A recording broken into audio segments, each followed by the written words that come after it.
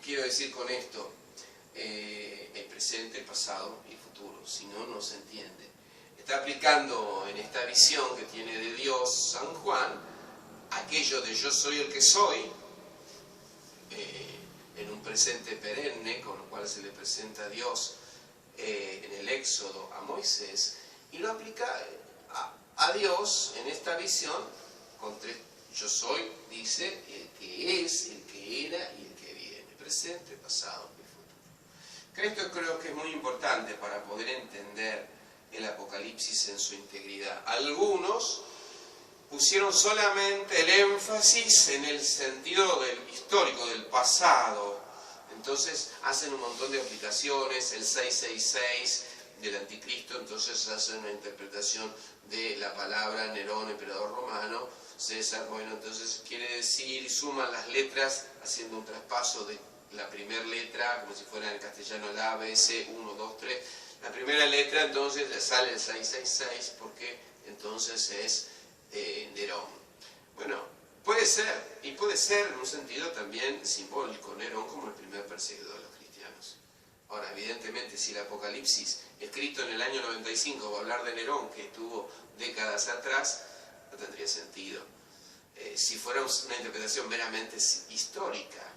Por eso es importante comprender que hay aspectos históricos, hay aspectos o un sentido histórico, pero también un sentido o interpretación perenne y un sentido escatológico. Se refiere al presente, al pasado y al futuro. Por ejemplo, lo que decía Nerón está hablando del pasado, porque ya había pasado. Pero también tiene un sentido histórico. Cuando vamos a ver las cartas que le escribe a las 7 iglesias de Asia, les está hablando de lo que está pasando en ese momento en esas 7 iglesias de Asia. Por lo tanto, evidentemente también tiene un sentido pasado y presente. Estaba hablándoles a ellos sobre sus realidades. Pero también tiene un sentido perenne o arquetípico. ¿Qué quiere decir? Bueno, las 7 comunidades, las 7 iglesias de Asia también pueden ser un mensaje para la iglesia, en un sentido general, perenne, arquetípico, quiere decir algo que se puede interpretar para todo momento histórico. Por ejemplo, vamos a los símbolos, vamos a ver mucho lo simbólico, ¿no? Pero en el Apocalipsis aparece Jerusalén y Babilonia como contrapuestas. Jerusalén, la ciudad de Dios; Babilonia, la ciudad o civilización antidios. La esposa, la novia del Cordero, y la prostituta. Bueno, evidentemente hay un sentido también perenne o arquetípico. Es la ciudad de Dios y la ciudad contra Dios, como diría San Agustín en la Doctrina. No quiere decir que está hablando matemática o históricamente de Jerusalén y de Babilonia. De hecho, Babilonia no existe. Si ustedes van a hacer un poco de arqueología, Babilonia como realidad terrena no existe más, no hay nada, ni apenas restos arqueológicos. Obviamente, si se refiere al futuro, no está hablando de la ciudad de Babilonia, sino que está hablando de lo que éstas representan. Entonces, hay un sentido histórico y tenemos que interrelacionar el sentido histórico, el pasado, y también el presente. San Juan también está escribiendo personas concretas que están viviendo en esa época, el pasado, el presente y el futuro, también está hablando del futuro. Ha habido interpretaciones que solo se quedaron en lo histórico, y entonces hacen un análisis aburridísimo de qué puede ser esto en el momento que pasaba, que la cultura, que los romanos, que los judíos, que no sé qué, y queda solo en lo histórico, que está, hay que tomarlo todo lo que pueda servir para eso. Pero también comprender que los símbolos tienen una significación perenne, o sea, siempre presente, siempre actual, y que puede ser utilizado para los cristianos de las distintas épocas en su combate cristiano, en su combate por ser fiel a Dios. Y también un sentido escatológico. Si le sacamos el sentido escatológico al Apocalipsis, es como dejarlo rengo. También está el futuro, porque algunos lo reducen solo al pasado o al presente y entonces no dejan nada para el futuro. Es evidente que está hablando de la segunda venida de Cristo, del juicio final, todas realidades escatológicas que negarlas sería un sinsentido. Algunos, también exageradamente, le dan todo un sentido solo escatológico y se olvidan de lo histórico, se olvidan del presente, de lo perenne, y le dan solo esa mirada hacia el futuro. Creo que lo vamos a ver, tenemos que tener esa interpretación que sepa integrar, por decir así, los 3 tiempos verbales, pasado, presente y futuro. Decíamos también que hay una dimensión de interacción entre lo celestial y lo terreno. Y le decíamos que esto es como una visión teológica de la historia. Para poner una cita, los que nos están escuchando, espero que tengan la Biblia en sus manos. Vamos a ver que permanentemente sube al cielo y baja a la tierra, San Juan en su descripción. Por ejemplo, en capítulo 4, después de esto tuve una visión, y he aquí una puerta abierta en el cielo. Entonces, hace una visión del cielo, en el cual está el trono, están los que lo adoran, bueno, fantástico. Después baja a la tierra, pues otras veces presenta acontecimientos terrenales y vuelve al cielo. Por ejemplo, capítulo 8, está hablando del cielo. Entonces el ángel tomó el incensario, lo llenó del fuego del altar, lo arrojó sobre la tierra, hubo truenos, voces, relámpagos y un terremoto. ¿Cómo va un terremoto en el cielo si los terremotos son en la tierra? No puede haber terremoto en el cielo. Bueno, está hablando de algo que pasa en el cielo y baja a la tierra. El versículo siguiente, del 8:6, los 7 ángeles que tenían las 7 trompetas se apretaron a tocarlas. Entonces dice lo que pasa con las trompetas. Entonces, ¿qué pasa en la tierra? Una montaña en llamas, una estrella que ardiendo como antorcha cae en la tierra. Bueno, quiero decir que presenta lo que los ángeles hacen en el cielo y después las consecuencias que trae la tierra. Esta doble dimensión del cielo y tierra hay que tenerla presente para entender el Apocalipsis, porque si no uno se pierde. Pero es fundamental, porque si no se puede comprender lo que nos presenta el texto. Voy a poner otro ejemplo. En el capítulo 18, 26, es al revés. No lo que pasa en el cielo repercute en la tierra, sino que aún lo que pasa en la tierra repercute en el cielo. Entonces, es el triunfo sobre el reino del mal, representado por la Babilonia. Entonces, el triunfo sobre el reino del mal. Entonces, y un ángel poderoso alzó una piedra grande como rueda de molino y la arrojó al mar, diciendo: así de golpe será precipitada Babilonia, la ciudad grande, no será hallada nunca más. Y después, en el capítulo 19, es el versículo siguiente: después de esto oí en el cielo una gran voz de copiosa multitud que decía: aleluya, la salvación y la gloria son el poder de nuestro Dios. Y todo un canto de alegría en el cielo por lo que pasó en la tierra. ¿Qué quiero decir? Que hay que comprender este movimiento. Sería como escenas. ¿Vieron una película que tenemos una escena de lo que pasa en un lugar y pasamos una escena de lo que pasa en otro lugar? El Apocalipsis permanente pasa del cielo a la tierra, de la tierra al cielo, y lo que repercute en un lado y en el otro por lo que sucede respectivamente. Esto es claro también como otro modelo interpretativo, como otra clave para poder entender de lo que estamos hablando. ¿Qué más? Las dos dimensiones que interactúan, lo celestial y lo terrenal, permanentemente. Esto va a ser importante para comprender. Por eso se le llama teología de la historia, un Dios que interviene en la historia. Nos explica el triunfo final y definitivo de Dios sobre el mal.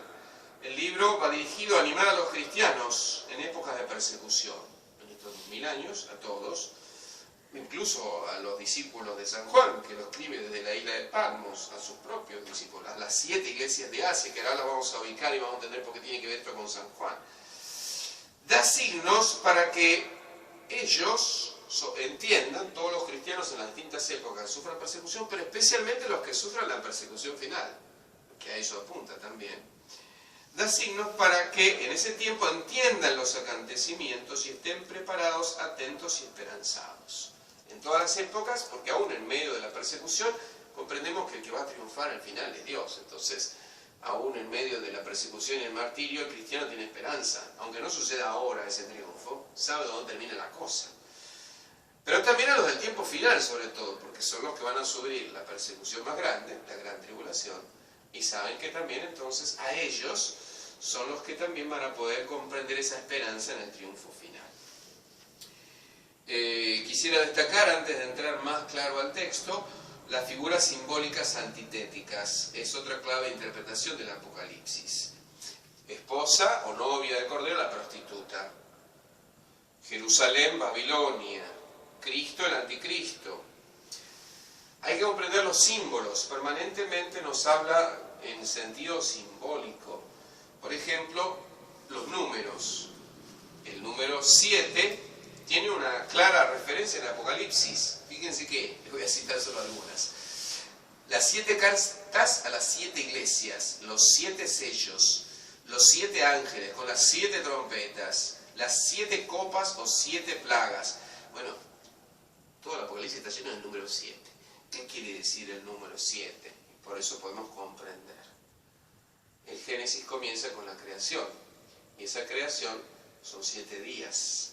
El número 7, el sábado, es el día que Dios descansa. La creación es en 7 días. Dios descansa, pero no solo el tema del descanso, sino que es la conclusión de la creación. El número 7 significa precisamente la plenitud, lo completo, lo lleno. Los judíos se miraban más el calendario lunar que el solar. Entonces, el paso del tiempo lo medían por la fase de la luna. La fase de la luna tiene 4 fases, que son a su vez 7 días. Los 7 días, 4 veces, que forman los 28 días del mes lunar. ¿Y esto qué tiene que ver? Bueno, se veía el tiempo como en fases. El 7 es cuando se completa la fase.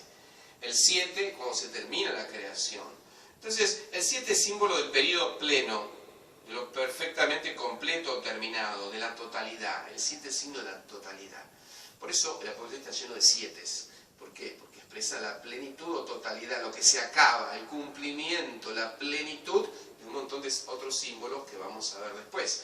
Por eso los 7 ángeles, los 7 incensarios, las 7 cartas, las 7 iglesias, los 7 sellos, las 7 trompetas, los 7 copas. Evidentemente el 7 quiere decir como que se está completando, porque apunta al periodo final, cuando todo se complete, cuando el tiempo se complete. Ese es un símbolo, el número 7, pero hay muchos otros símbolos que vamos a ir viendo. Obviamente, por ejemplo, presenta el dragón. Los dragones no existen. Hay que comprender que es un símbolo, se refiere al demonio, por supuesto, ¿no? El dragón es como un animal casi prehistórico, pero que echa sangre por la boca y vuela. Eso es un dragón. No existe, nunca existieron los dragones. Entonces no puede estar hablando de un dragón. Evidentemente es un símbolo de otra cosa. El dragón, ¿saben qué simboliza? El demonio. Entonces hay que comprender el lenguaje simbólico para poder comprender el Apocalipsis. Hay símbolos que el mismo Apocalipsis explica y el mismo texto te dice qué significa esto. Entonces es más fácil, y otros hay que saber entenderlo. Por ejemplo, como ahora vamos a ir a las 7 iglesias, en cuanto al misterio, dice el versículo 20 del capítulo 1, en cuanto al misterio de las 7 estrellas que has visto en mi diestra, los 7 candelabros de oro, las 7 estrellas son los ángeles de las 7 iglesias y las 7 candelabros son las 7 iglesias, dice el final del capítulo 1. Y ahí va a empezar el capítulo 2 y 3, que son las 7 iglesias de Asia. Entonces, unas estrellas representan los ángeles que cuidan a cada una de las 7 iglesias, que está representada por candelabros. Van a ver que está lleno de símbolos, todo el tiempo son símbolos, por eso hay que comprenderlos para poder comprender a dónde apuntan. ¿Cuál es el esquema? Les voy a decir un esquema general de todo el libro del Apocalipsis y vamos a entrar un poco a las 7 iglesias y con eso vamos a concluir un poco el día de hoy. ¿Cuál es el esquema? El prólogo que vimos es donde aparece el título, revelación, el autor, San Juan, finalidad, destinatarios, la visión que tiene San Juan, la primera visión, que él la describe, está